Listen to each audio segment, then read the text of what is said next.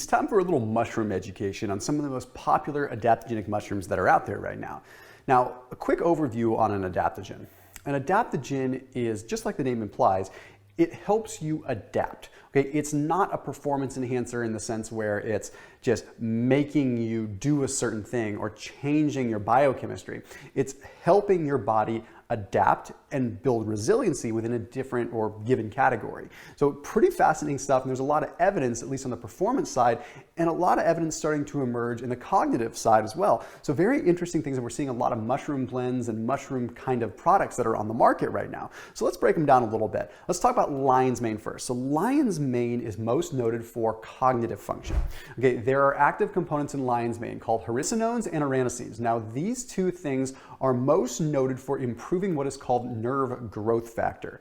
Now, contrary to popular belief, this isn't really a super quick fix. Okay, improving nerve growth factor can help your brain develop a little bit more of these like connections, but it might take a little bit more time. So it takes a little bit more regular use with lion's mane. There's some common misconceptions that you take it, you instantly feel like cognitively alert. Well, I mean, that can happen in some cases, but maybe it could be a placebo effect. A lot of times it takes a little bit more time because nerve growth factor just doesn't act that fast. Anyhow, point is, lion's mane is heavily getting researched, and it's a really fascinating compound.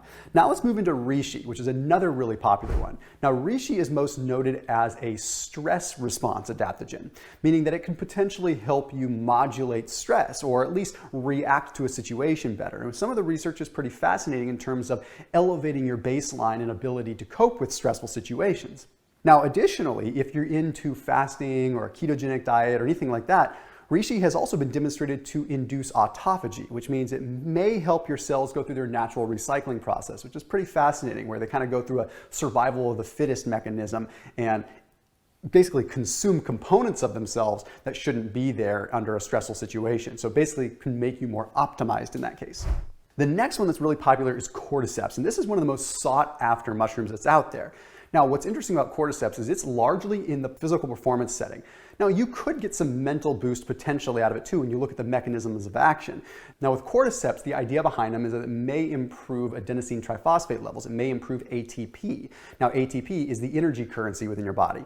Every single cell needs ATP. You need that for energy. So if you're potentially improving that, then yes, you can adaptogen, to a stressful physical response a little bit more.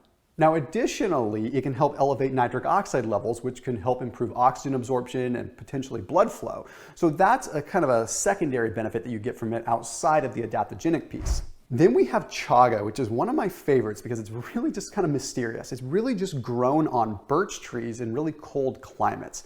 Now, chaga is most noted for helping us adapt to stressful situations in terms of reactive oxygen species. It can help elevate superoxide dismutase. It has components of melanin in it, which are very powerful when it comes down to free radicals, when it comes down to helping combat that. So if you're looking at sort of an antioxidant compound, then chaga might be a very powerful one for you there. So it's worth looking into and looking at some of the bodies of research.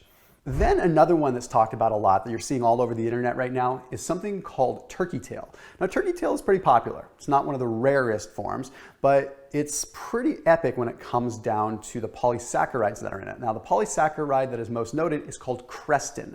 Now, where turkey tail is usually marketed and talked about is mainly surrounding the immune system. Now, we have to be careful with how we talk about the immune system in today's day and age, but when you look at turkey tail and you look at some of the research, essentially what it's doing is it's helping your body and promoting that your body will ultimately adapt to an immune response a little bit better, potentially rising to the occasion and maybe giving you a little bit more of a boost in immunity. Now we have to do a little mushroom education though, because there's a lot of brands out there that are kind of cutting corners, and they're kind of preying on the fact there's not a lot of just mainstream, content out there discussing mushrooms. The first form of mushroom that you'll see is something called myceliated. Now, this is a form of mushroom that isn't really, it is a mushroom technically, but it's called grain spawn. Okay, so what it is, it's a little fungus that grows on a grain of rice.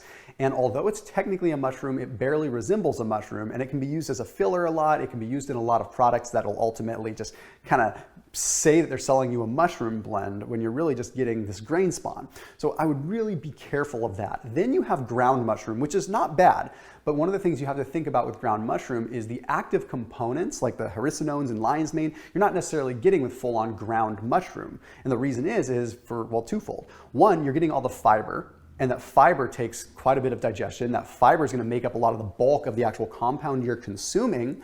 But then also you have to either heat it, steep it, water, whatever, to actually get the active component out. So you're getting much less bioavailability. Not saying that you don't get any bioavailability, but it's much less. What you want to look for is extracts, okay? Because extracts, you're getting the concentrated active form. Okay, just like the name implies, it's the extract. So when you look at things like Antler Farms, they have an 8-to-1 extract, which means that they are about 8 times more powerful than a typical ground mushroom, which is fascinating. They're fully organic, and they also make sure that they harvest the full fruiting body. So you're getting it at the heat and the height of when you're getting most of those active components. Then they have a really unique technology where they go through a dual extraction. So what they do is they isolate and then they concentrate the active components and ultimately discard the fibers that are useless. So you're left with a pure extract. This extract is 8 to 10 times stronger than what you would typically find.